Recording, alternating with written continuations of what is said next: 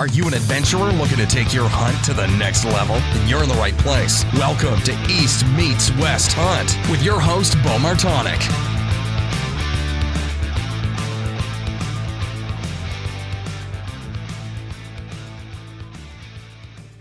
Hey everyone, and welcome back to another episode of the East Meets West Hunt podcast presented by onX. The onX Hunt app is your premier GPS hunting app that turns your mobile phone or your computer into a GPS. And onX has been coming out with some new features lately that I'm really excited about.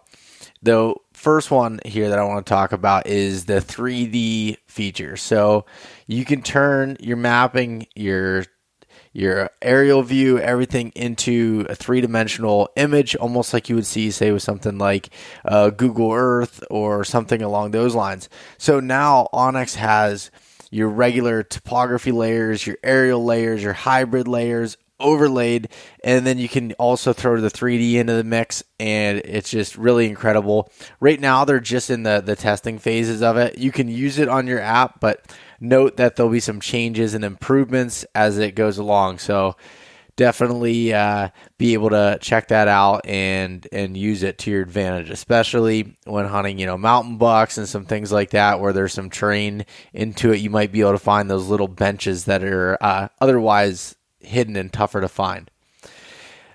Elk 101, so Corey Jacobson has come out with the most comprehensive elk hunting learning course available, and that is called the University of Elk Hunting. The University of Elk Hunting has 17 different modules that you can go through from beginning to end, everything from the planning phases, which if you're planning on doing an elk hunt next year, wouldn't be a bad idea to start ahead. This course takes quite a while to go through. This isn't something you read through in a night. You get your money's worth out of it, and has a whole bunch of information, detailed videos, reading, everything to go through, gear lists. I mean, things that, again, your one-stop shop for elk hunting. So if you want to increase your chances at having elk hunting success, head over to elk101.com. Use the coupon code eastmeetswest, and that'll save yourself 20% off of the online course. And last but not least, Tethered. So Tethered is continuing to change the game when it comes to lightweight mobile hunting gear. And they're doing that specifically through saddle hunting and just coming out with new products constantly and just changing the way the industry thinks about lightweight. And in addition to that, safe lightweight. I've never felt so safe as I do when I'm in a saddle because I'm always connected to the tree. There's no point at any time where I'm disconnected. And so just to give you an example of me using my saddle this past weekend, I was doing a scouting / hunting trip on Saturday, and I hiked over 6.5 miles with my saddle and sticks, everything in my pack, and then eventually found some hot sign. Checked one of my trail cameras, had some good bucks on it, and set up right there immediately. With a traditional stand setup and stuff, I might not be able to do that. So it's really nice to be able to do that and have that mobile capability. So head over to tetherednation.com to check out Tethered and all of the other saddle hunting information that they have available.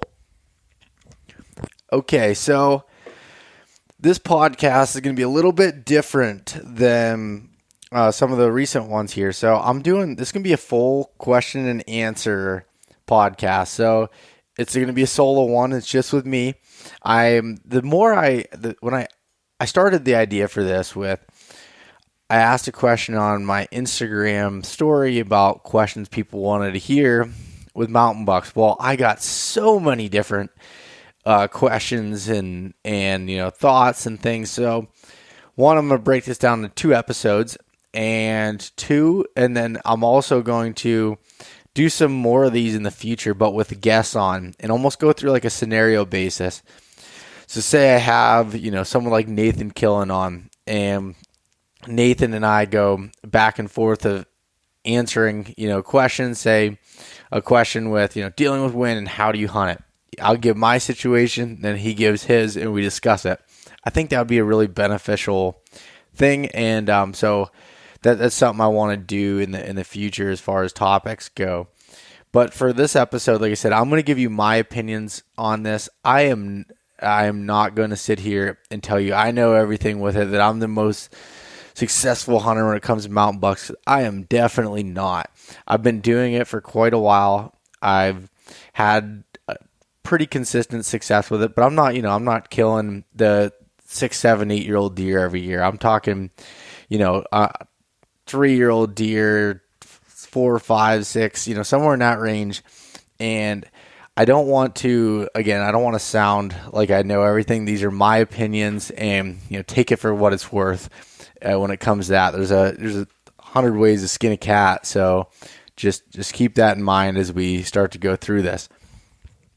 But before I dive into these questions here, I did want to say that the Above the Circle film launch, so the caribou hunting film, has launched over on YouTube, and it just launched here on Sunday, October 11th, and I'm very happy with the response I've got so far.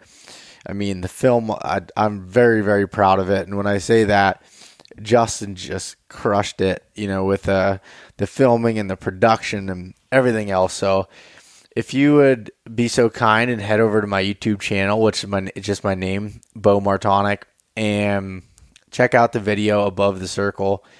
And also make sure you read the description, because there's a way to win some Sika gear, Mountain Ops, and some elite memberships from Onyx. So a lot of different stuff I'm giving away there, but that's only this week that you can enter. So hopefully you listen to the podcast early enough to go over and enter. And if you do like it, definitely give it the podcast, not the podcast, the video a thumbs up, comment, and subscribe to the channel. And if you really like it, share it with your friends and family, social media, whatever. That helps out so much, and really helps for me to be able to do more of these videos in the future. So that is it's something that I'm pretty pumped about, and I hope that you are too. To kind of get into how my hunting season has gone to this point. So since the last episode I recorded, I got out a few different times. I got out this past weekend, which was pretty hot weather. The weather was definitely not ideal. But with that being said, I wanted to still see, what I could get into. And I hear a lot of people talking about the red moon, and that was supposed to be the perfect week for it. And there has been some really good bucks hitting the ground in the area. So I wanted to get in and give my shot. So I tried on Friday night. I went into an apple orchard, actually, a spot that I haven't scouted nor hunted in 2 years, but I knew it was a good apple year, and this orchard always holds them. It's a spot's not too difficult to access or anything, but I never run into other people hunting it, so that's always a positive thing. And also kind of kept me out of some of my better places, so I wasn't in there boogering it up, as I don't have any bucks, quote unquote patterned to do that. So I just hunted that Friday night, quick spot after work, and had a doe come in.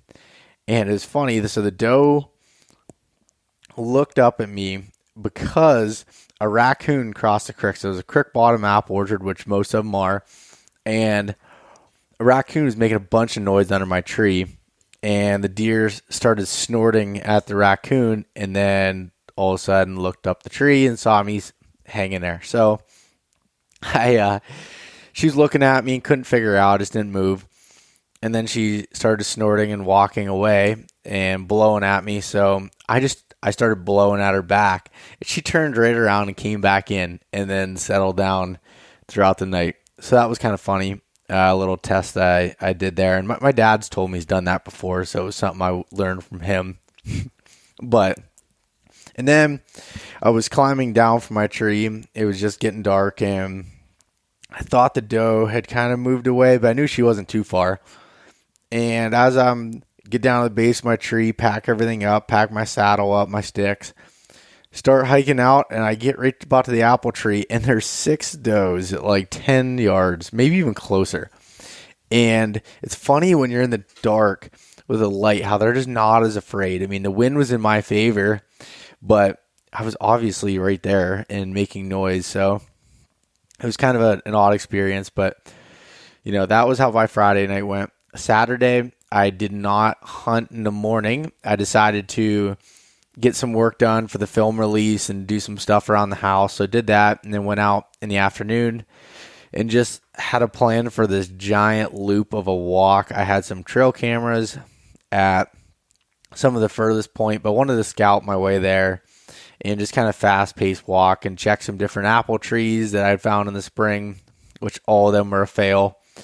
And then got out to this spot where I'd scouted in the spring, and I put up some cameras in early September, and ended up having some really good bucks on it, moving, right around that dark time frame. So they were using this point to bet on, as what was something I assumed. I'd never found any specific beds that were like, oh yeah, this is it. But I just knew that it just seemed like the right place for them to bed the way the area laid out. It was thick cover, had some little openings within it, and I just had a camera set up on the side hill on a community scrape that I had there. And so they came out, and I just set up right there. And it was about just over 2 miles from the truck. So it was quite a hike into this spot. But I got completely skunked. Never saw a deer that whole night.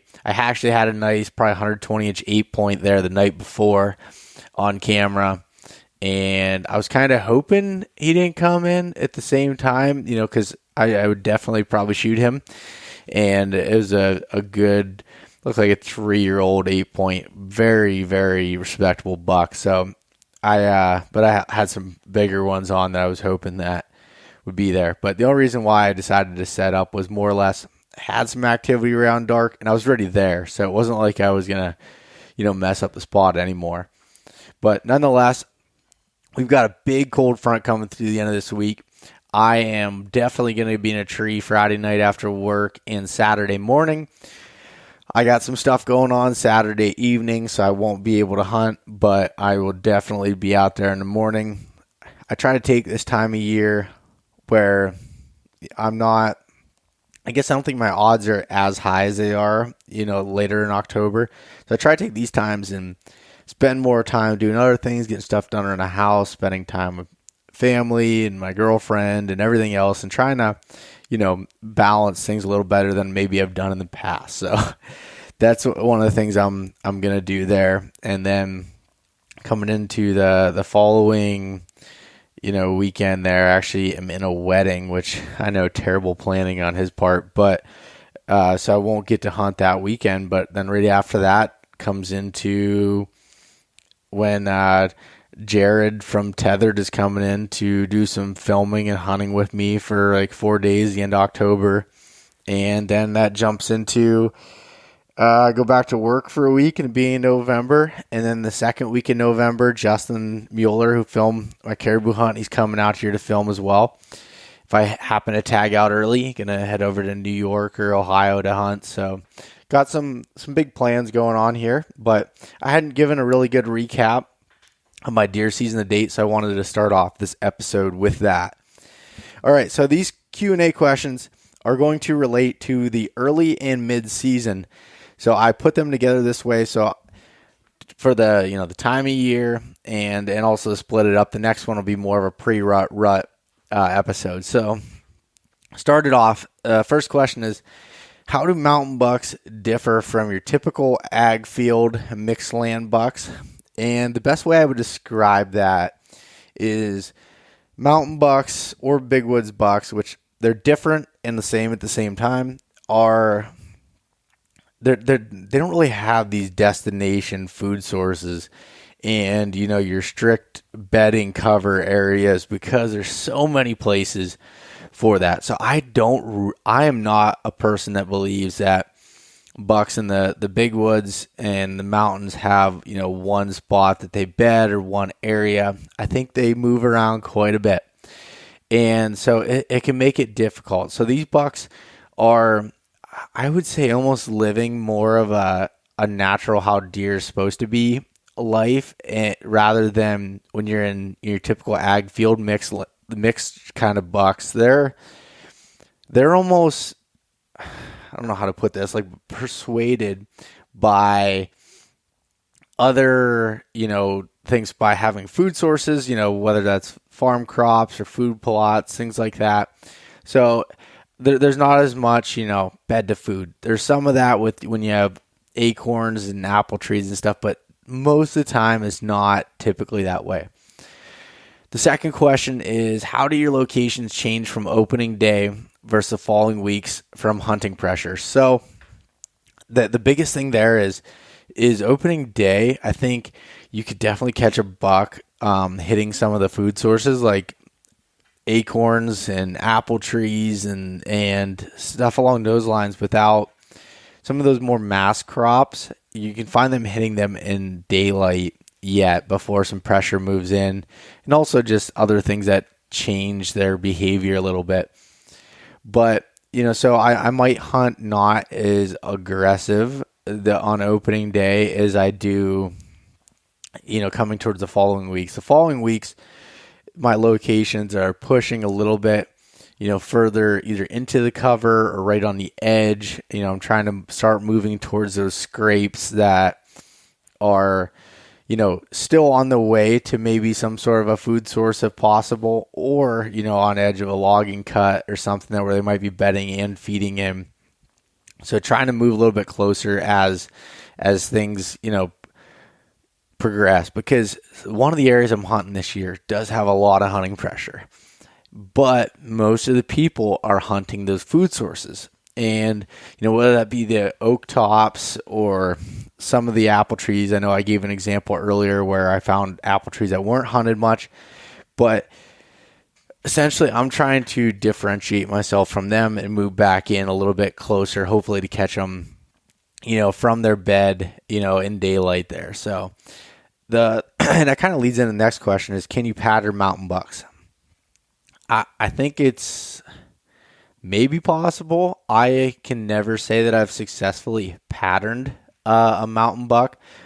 They just don't seem to use the same trails and the same stuff over and over again because their food is so sporadic and spread out. And even if there is mass crops, they're feeding on so many other different things and browse. And I was watching some does opening morning. I was on the edge of this 4-year-old logging cut, and they'd literally just bed down, stand up, chew on some blackberry briars, lay back down, get up, eat on some ferns over in this little opening, and then kind of go over and start eating some beech leaves off a tree. I mean, no rhyme or reason to what they were eating, but they were, eating a lot of different things. So that's one of those things that I don't really think, at least with my capability at this point, I'm not able to pattern mountain bucks. I think you can look at trends from year to year, maybe when it comes to certain scrapes or if you find signpost rub, so a rub that's hit year after year, that they might, eventually go back to again, but not in any sort of all right, 3 days in a row, this buck came out of this trail. I just don't see that happening. Again, my opinion. Next question or, kind of statement here is dealing with the wind and how do you hunt the wind? And so the wind in the mountains and in some of the big woods with some hill country terrain is extremely difficult. I always go by, say, what Weather Underground says as far as their typical wind direction. And that's kind of my starting point. But if I can get into an area ahead of time, say I'm scouting, especially in season's the best time to be able to figure this out. But you got to figure out what the wind does in that specific area because you have thermals that come into play. So, your typical thermals are sun goes down and say in the evening, or while the sun still hasn't come up yet on, say, to warm up a certain mountainside, the air is going to be pulling down the hills towards the bottom from top to bottom. And as the sun comes out and heats it up, the air starts, or the thermals start coming up the mountain and start coming up towards it. And that's why you always hear about bucks bedding, just over the edge of a point or on the edge of a side hill where they can get the prevailing wind coming across the top and the regular thermals coming up in the day. Well, that's in a perfect world. That does not happen that easily, and every place is different. It's not a very straightforward answer here, but I'm going to tell you another example of this. So again, on Saturday, I was scouting, and this one side hill is all hemlocks. Had some camera. Well, I was putting up a camera, and there was a signpost up there and a little secondary trail. So when I say secondary trail, one is not heavily used, but I think that the mature buck in the area, or bucks, are using this trail. That spot, it was 2:00 in the afternoon and sunny out, and the thermals were still pulling down the hill, the completely opposite direction of your regular prevailing wind. And the reason for that is it was such heavy hemlock cover or conifer trees that it's just constantly shaded, and so it comes down off of the hill there. So that's one of those things that, again, if I was never in that area, I may not know that. So it's something to definitely pay attention to. Or if you're on, say, a north-facing slope or something like that might not get as much sun, then those thermals are going to pull down for longer. Or in a creek bottom, sometimes those thermals are pulling down longer depending on what the cover looks like. There's so many differences there. So understanding how that works in your area is a pretty big deal. And so the way that I'm using the wind and hunting it, if I was one of those guys that was like, I am not hunting unless the wind is perfect for this spot, then I'd never hunt. There's so many different little bumps and benches and stuff that come off of these hills that there's no just perfect thermals. You get swirling sometimes. You have things that happen. I almost like it when there's not much of a wind speed, because then you're not having that swirling action as much as if you have higher winds. So that's one of the things what I'm using with wind specifically. Next question is, do you use ozone and or cover scent on your clothes? And then the second part of the question, does ozone destroy Sitka gear? So I'll answer the second one first. Ozone does not destroy Sitka gear anymore. It used to ruin the elastic straps on Sitka. It didn't ruin the clothing, just the straps, or say it was beyond the bibs of the Fanatic bibs, and it used to ruin that. And now Sitka has adapted to that, and it does not do anything to it. So ozone is safe as long as you use the recommended times on Sitka gear and other high-end clothing, from what I understand. The next part is, using ozone and cover scent. So I do wash my clothes in scent-free wash. I do put on scent-free deodorant. And I usually spray down when I get out of my truck to go in the field. But that's about the extent of it. I don't go above and beyond. I don't drive to my stand in certain clothes and then change the truck and be completely scent free. I just don't do that. I'm not saying that doesn't help you, but I've just not found that's really that much more beneficial for me to go through that trouble. So I do not do that. I'll wear my clothes, in my truck. I'll go. Sometimes I'll go in my house afterwards, go in my camp. I do not worry about it a whole lot. And then ozone. I've never used ozone for anything as far as for a cover scent or in the tree, no Ozonics, nothing like that. So I can't speak on those products. I'm sure it does help. I've heard people swear by them, but I do not use them, especially with something like an Ozonics when you're in the mountains. The wind's always, if it's swirling or doing something different, you're always having to point that thing and and change in a different direction. Just seems like added cluster in my opinion. So the next it's kind of a loaded question, so I'm going to try to answer it quickly, but how do you scout an area by using onX, and what terrain features are you looking for? So the first thing I'm going to say is I do have a YouTube series over on my YouTube channel that dives into this in much greater detail than what I'm going to say right here. But for the podcast, basically what I'm using with onX and terrain features is I'm looking for where terrain features mix with vegetation features. So I like edges. I like edges of vegetation, and whether that be conifer trees like hemlocks or pine trees, clear cuts of all different ages, open hardwoods, say oaks, cherries, beech. And so those in combination with terrain features, like the ones I'm looking for are points of hills and the way they look, the benches towards the upper 1/3 of the hill, mostly focusing on those type of benches, and even the area between the top and that first bench on the side hill there. Those are areas I focus on. And then also saddles as well. And so those are the main ones I'm focusing on, as well as even terrain features. I'll consider this a terrain features, creek bottom. So the creek bottoms, the ones I'm looking for specifically, have multiple drainages or draws that run into one area. So when you have a situation like that, this is specifically towards the rut, which I know the questions here weren't gauged to that, but I'll speak on it a little bit. So that if say a buck's traveling a ridge and he wants to go across to another say doe bedding area or something along those lines, they'll use those little draws or drainages to come down and cross and go up, or use the creek to run down to another area.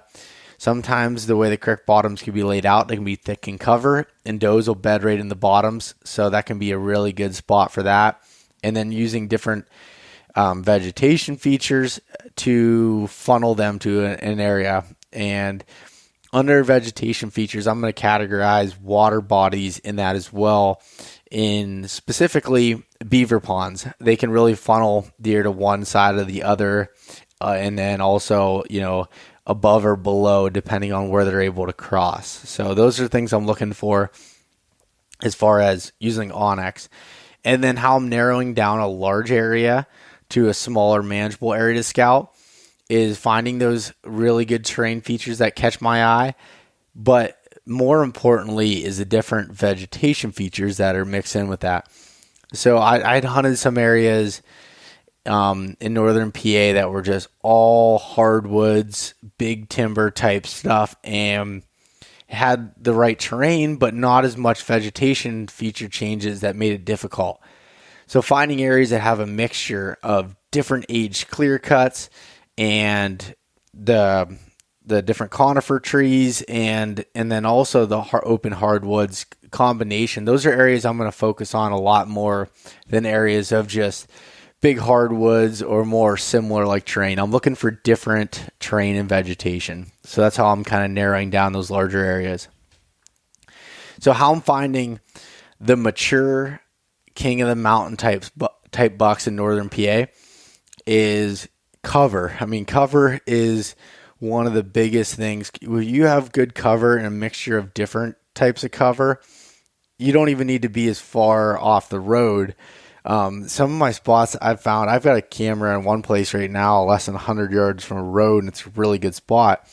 And then also the other thing is distance. So, to kind of combat what I just said about being close to the road, if you find areas that are further away, usually over that mile range, sometimes even just over half mile, you can eliminate a lot of the hunters, which tends to grow some bigger deer. But I think cover is the biggest thing for that. And with cover comes, a bunch of, with different types of cover also comes different foods, and usually in the form of clear cuts, and just different types of browse. The more food that they have, the more that these bucks can have healthier bodies year round, which leads to larger antlers essentially. And the next question is, how do you find bucks when the general deer population is low? This goes straight back again to the differences in vegetation, finding those areas that have different vegetation features, because that's where the food's at. That's where the deer are going to go. So when you don't have many, they're gonna go to those areas that have the most food. And what you're doing there is, finding bucks in relation to that. And a lot of it comes to boots on the ground and low deer density areas. Aerial scouting is very, very important to my strategy, but I think more importantly in these low deer density areas, getting boots on the ground and scouting them to be able to find, those bucks and looking for that sign that whether that be rubs, which I don't find as many of those, I think because they don't need to compete as much because there's not as many deer, then, I'm not finding that. Rubs is as prevalent, but some scrapes, looking for tracks, anything there is kind of what I'm focusing on when it comes to finding bucks in a general low deer population area. The next question is, what sign do you look for in the woods for deer movement, bedding, and feeding areas? So when I'm looking, all right. Bedding is essentially going to be in a couple different places. It could be anywhere. This is just a rule of thumb. Is, with terrain features like the points of ridges or hills and, out around those points in a full 180 degrees around those points, they could be bedded. And then also any of the thick vegetation areas on the edge of those, or even sometimes on the inner parts of it if you have some little openings or logging roads that go within it. And then as far as feeding areas go, I'm looking, that's a lot of boots on the ground because that's changing constantly. You're not always going to have the mass crops, acorns, or a lot of the areas I hunt don't even have oak trees. So that comes down to trying to figure out what the preferred food source is that time of year, which is walking those woods and figuring out, looking where all the ferns are trampled down, or where there's a ton of tracks in a location, or you can see where like deer are meandering around. It's finding those food sources that don't necessarily jump out at you and being able to do that. So I'm looking for those type of things when I'm looking for sign in an area. And next question is, how does public land pressure change deer habits throughout the hunting season? And this question kind of comes back to one of the earlier ones, but the deer definitely, when they get pressured a lot, are going to go to this. They're going to go to the thicker cover and also use the terrain to their advantage, which is the side hills. Side hills can be huge. They might not leave as much sign on the side hills, because it's a little bit more difficult for them to lay down some of that sign. In my opinion, you might see the rubs, but not as much scrapes or tracks. A lot of time it's rocky or, compacted dirt or covered with leaves. You're not finding tracks as easy, but those side hills are great places. Most people aren't going to, either come in from the bottom to climb partial way up the hill or come from the top and come over. They're usually hunting the tops and the bottoms depending on where the roads are. So that's what I would do, and that's what I do as far as public land pressure changes as the deer, adapt through that pressure throughout the season. The next question has to do with, how does pre-storm and post-storm weather affect movement and activity? So if you've been listening to my podcast for a while, you know that I'm a big fan of weather fronts. And I think before the weather front comes in, that day leading up to it, as a front's coming in, you might get the deer up on their feet a little bit earlier, moving around. But most of my experience is right after that front pushes through, or that day. So say you have, let's give a couple examples. Say there's a rainstorm coming through in the middle of October, which we're in right now. So if a rainstorm comes through, those bucks right after the rain's done are going to want to go through and freshen up their scrapes, leave their scent back behind, communicate a little bit with the other deer. And so that's when I find, hunting scrapes, it can be a really good tactic, right after those rainstorms. And with cold weather, that just, I think the deer want to just be up feeding longer, into the daylight, and, might go back to bed a little bit later. So so those cold weather days are really affect movement and activity from my perspective. I've talked to different biologists and stuff, and none of them will say that it does, because there's no factual information behind it. But from my experience, it definitely does.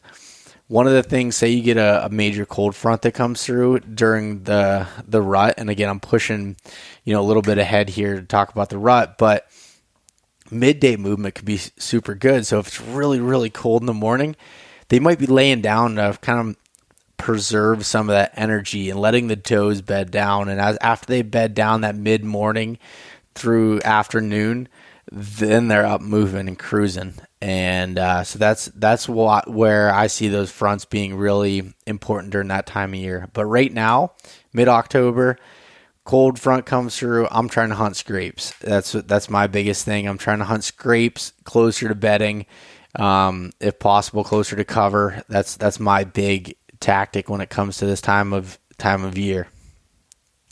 And so in an area without clear cuts or oaks, how would you locate mountain bucks? So in a recent podcast, I think it was 2 episodes ago, was Zach Fehrenbaugh. Him and I dive really deep into finding those secondary food sources. So I definitely recommend checking that one out. But that is trying to find what the preferred browse is, and if there's any other mass crops in the area, trying to figure out what that might be. I've found even areas that don't have the clear cuts and everything. They'll eat ferns, they'll eat briars, they'll eat beach leaves, they'll eat whatever. So you got to figure out, by being in those areas, what they're feeding on at that time frame, and it could be a lot of everything. So that can be difficult of narrowing down a single food source. So trying to find that cover. And, some of those terrain features I talked about earlier would be where I would start when it comes to that. As far as food sources go, so what kind of food sources am I looking for and how to find them?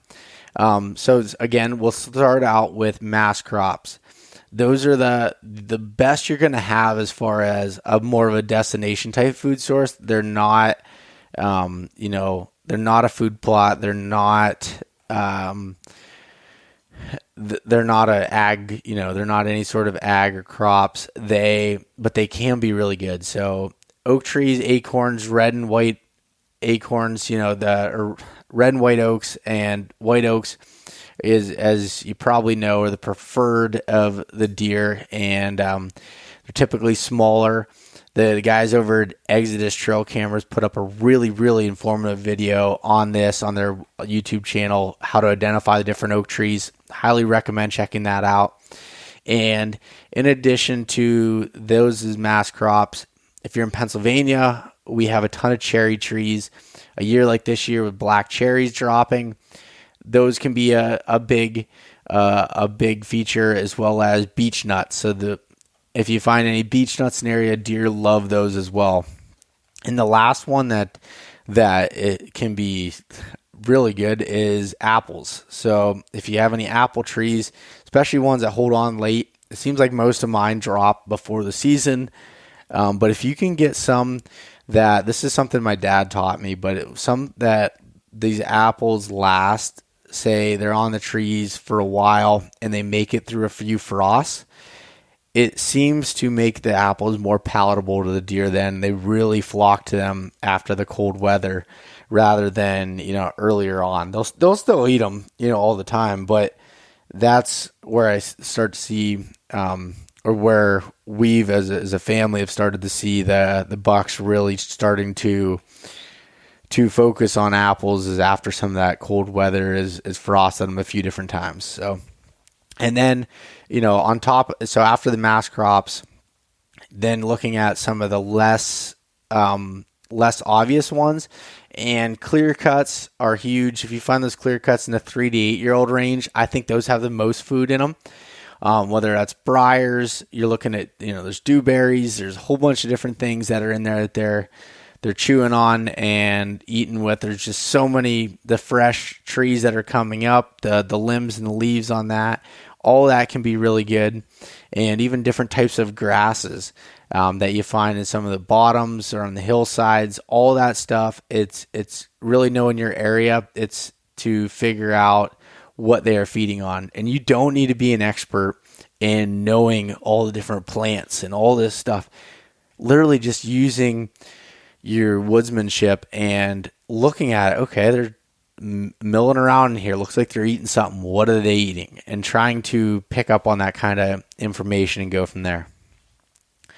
The next one is, what is your process from the first trail cam photo to an encounter? How do you get from one to the other? All right, so this one is actually one I'm working on right now. So I got a picture of a really nice buck, and all right, so why was he here? Why was he here this time? Why wasn't he here any other time? What do I do next going forward? So then I pull up my map. So I'm looking at onX, and I'm trying to figure out, all right, where could he be coming from? Where is he going to, and why? So I have a whole log. I have a Google Sheets online that I log all of the target bucks, the trail cam photos, the time of the day, the date, the weather. So I'm looking at the temperature, I'm looking at the wind, I'm looking at the wind direction, I'm looking at the wind speed, and then looking even into the barometric pressure, what was going on precipitation wise. And after you catalog a lot of this stuff, you start to learn. So, okay, this deer is moving this direction with this wind speed. All right, what do you think the thermals you're estimating? What would the thermals do if this was a side hill spot at this time of the day? Are they coming down the hill? Are they going up? What is going on? And now I'm trying to figure out, okay, say the picture was 7 o'clock at night. All right, so he's most likely leaving his bed going somewhere. All right, what direction is he coming from? And does that make sense with the wind where he could be bedded? And I try to put those scenarios together, and then maybe it's running more trail cameras. Maybe it's, from hunts to figure it out. But from there, I'm trying to gather as much data as possible and use your best chance odds in your favor and trying to figure it out from that standpoint. You got to be careful because you can really overthink things here and make it difficult on yourself. But I that's kind of my process as I go through. But being able to stay organized and catalog that data and being able to go back and refer it with weather and everything else, it can definitely help you there. And getting into the next question, what trends do you see in how deer change elevation throughout the season? I think elevation is almost always correlated with food. So there was an area I was hunting last year that was real big mountain type stuff, almost 1,400 feet from top to bottom. The tops were littered with oaks. As you came down the side hills, you had more beech and cherries.